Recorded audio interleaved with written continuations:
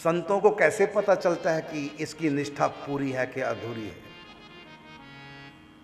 वो स्वयं ही कुछ ऐसी बात करेगा संत की व्यक्तिगत, जो कोई नहीं जानता, सामने वाले को अनुभव हो जाएगा किसी एक बात का। जब बताएगा कि महाराज जी आपके बारे में हमने ऐसा अनुभव किया, तो तुरंत संत को पता चल जाएगा कि जो इसने अनुभव किया वो तो बात सच है। इसका मतलब अब इसके आगे पर्दा उठा देना है, क्योंकि इसकी पूरी निष्ठा, क्योंकि पूर्ण निष्ठा हुए बिना संत की कोई बात उनके बिना बताए कोई जान ही नहीं सकता। पूर्ण निष्ठा संत के प्रति हुए बिना संत के भीतर की बात उनके बिना बताए कोई जान ही नहीं सकता। जैसे नाभा जी ने जान लिया कि गुरुजी आंख बंद करके, क्या देखा उन्होंने कि गुरुजी आंख बंद करके चंद्रकला सखी का रूप धारण करके अयोध्या के रंग महल में प्रिया प्रीतम श्री सीताराम जी को फूलों से श्रृंगार कर रहे हैं। और ये बात शिष्य ने बता दी और गुरुजी से कहा, गुरुजी जा तो निकल गया, अब आप अपना सीताराम जी की सेवा करें, फूल माला पहनाएं। तब गुरुजी ने पूछा, बेटा ये तुमको कैसे पता चला, ये कैसे संभव हुआ?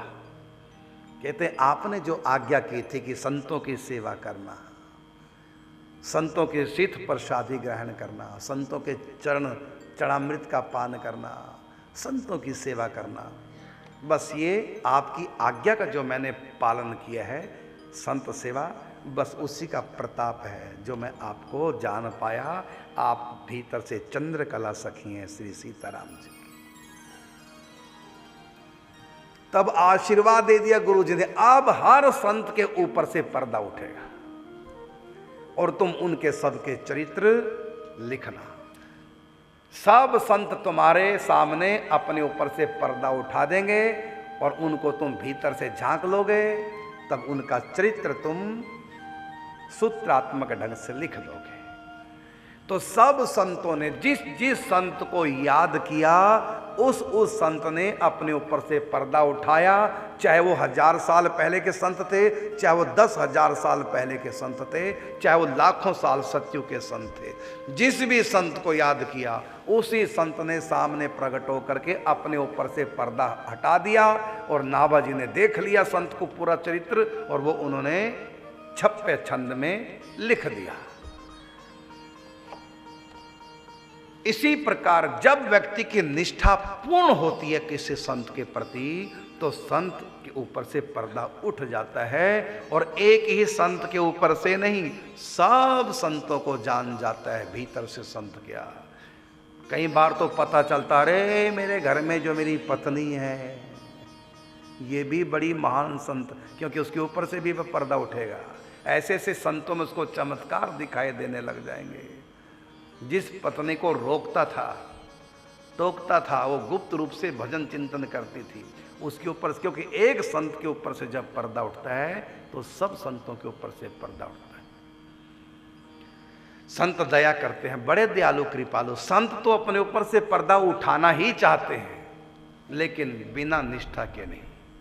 संत अपने ऊपर से पर्दा उठाने में स्वतंत्र नहीं होते।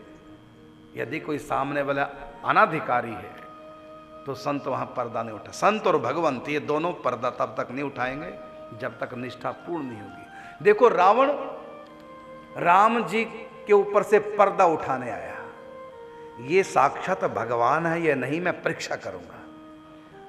नकली मृग भेजा मारीच को बना करके, यदि ये भगवान होंगे तो मृग को पहचान जाएंगे, क्योंकि इनकी माया के आगे किसी की माया टिकती नहीं।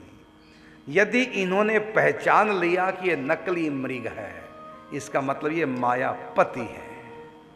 यदि माया के फंदे में फंस गए, पहचान नहीं सके और मृग को सचमुच में उसको मृग मान करके सो देकर पीछे पीछे भागेंगे, इसका अर्थ ये निकलेगा कि ये भगवान नहीं है। तो लाया मृग और भगवान पीछे पीछे भागे, नकली बन गए भगवान, असली नहीं, पर्दा नहीं उठाया, अनजान की तरह पीछे पीछे भागने लगे। क्यों?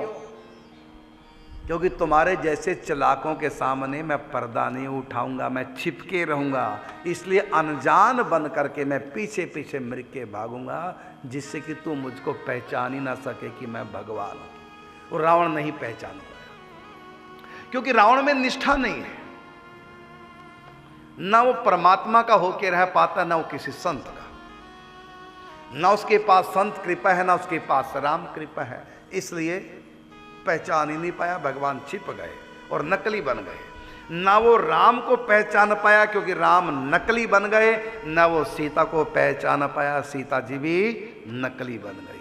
और क्यों बने सीता राम दोनों नकली क्यों बने? इसलिए क्योंकि शूर्पणखा आई पहले, उनकी बहन, वो भी नकली सुंदरी, नकली कुंवारी बन के आई। फिर मारीच आया मामा श्री, वो भी नकली मृग बन के आए। फिर रावण स्वयं आया, वो भी नकली बाबा जी बन के आया। तो ये तीनों के तीनों नकली बन के आए थे। तो नकलियों को तो फिर नकली राम और नकली सीता मिलेगी। राम जी भी छिपा जाते हैं, सीता जी अग्नि में छिप गई और राम जी अपनी माया में छिप गए। अनजान बन करके मृग के पीछे भागे, जिससे कि रावण मुझको पहचान न सके, क्योंकि इस चालाकी से मैं पहचान में नहीं आता। मेरे ऊपर से पर्दा उठेगा निष्ठा से, भक्ति से, चालाकी से नहीं। बुद्धिमान कोई कितना भी बड़ा क्यों ना हो, किसी की बुद्धि मेरे बारे में निर्णय नहीं कर सकती। राम अतर्क बुद्धि मन वाणी। तो तर्क के आधार पर, बुद्धि के आधार पर रावण राम की परीक्षा लेता है। भगवान जानबूझ के अनजान बन गए, अपने ऊपर से पर्दा नहीं उठाया। और उन्हीं का सगा भाई विभीषण जब राम जी के पास आता है, राम जी पर्दा उठा लेते हैं और विभीषण को गले लगा करके आत्मसात करा देते हैं। लो, आज से मैं तुम्हारा, तुम हमारे। प्रभु मैं ठुकराया हुआ हूँ। भगवान ने कहा चिंता मत कर, तेरा नाम तू है ठुकराया हुआ और मेरा नाम है ठाकुर। ठाकुर और ठुकराया हुआ दोनों की एक ही राशि बढ़िया जमेगी। भगवान ने पर्दा उठा दिया।